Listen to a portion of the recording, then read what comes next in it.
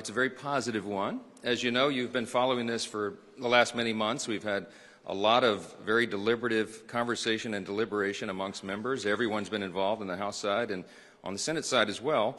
We had some of those deliberations as recently as last night, and it's very productive. And I'm happy to tell you that this morning I believe we had the votes to finally adopt the budget resolution so we can move forward on President Trump's very important agenda for the American people.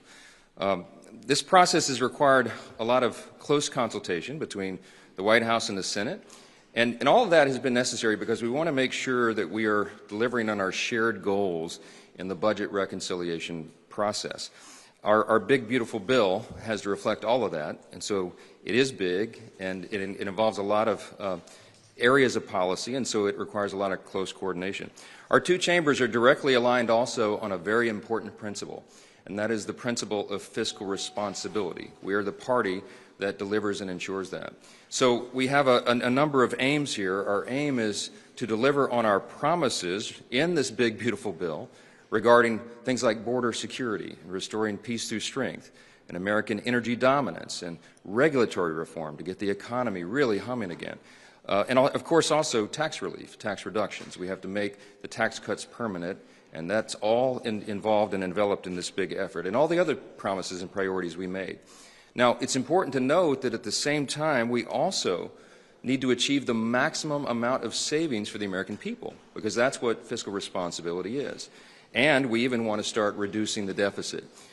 So with all that in mind, our first big, beautiful reconciliation package here involves a number of commitments, and one of those is that we are committed to finding at least $1.5 trillion in savings for the American people, while also preserving our essential programs. The Democrats are out right now trying to make hay out of the fact that we're going to gut Medicaid and all these other things. It's simply not true. We're going to protect the essential programs for everybody who's eligible to receive those, and you'll see that reflected in the final bill.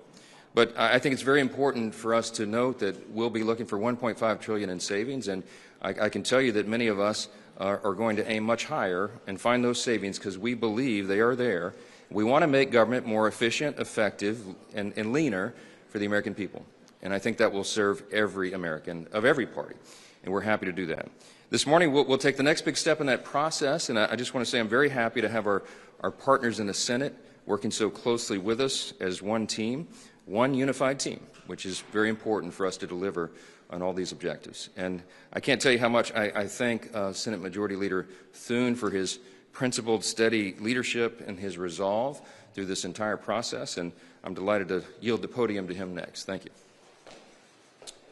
Thank you, Mr. Speaker, and good morning. A lot of work been going on here the last few days, but what I can tell you is that I think, as you know, last week that there were 51 Senate Republicans that passed a budget resolution that seeks to accomplish all the things that the Speaker outlined. We are all aligned on the need to make the 2017 Trump tax cuts permanent, to restore American energy dominance, to grow our economy, and to make a generational investment in our border security, and also make sure that we are ready militarily to deal with any of the threats that the country faces around the world.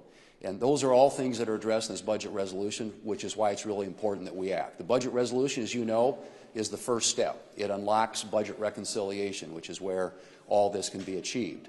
But one of the principal objectives in our budget resolution and in the House's, as outlined by the Speaker, is spending cuts. We have got to do something to get the country on a more sustainable fiscal path, and that entails us taking a hard scrub of our government, figuring out where we can find those savings. And our ambition in the Senate is we are aligned with the House in terms of what their budget resolution outlined in terms of savings. The Speaker's talked about $1.5 trillion. We have a lot of United States senators who believe that is a minimum.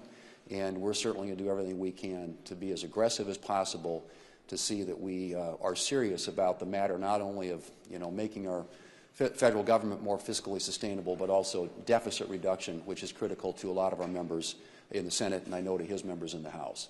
So we're ready to move forward. I'm hoping that the Speaker and his team and his House colleagues can succeed today, get the budget resolution passed, and that will set us up for the next step in this process, which enables us to achieve all the things on President Trump's agenda, including those I just outlined. But absolutely essential that we work really, really hard to see what we can do to make government smaller, more efficient, and more accountable to the American taxpayer. Thank you. Thanks so much. Thanks.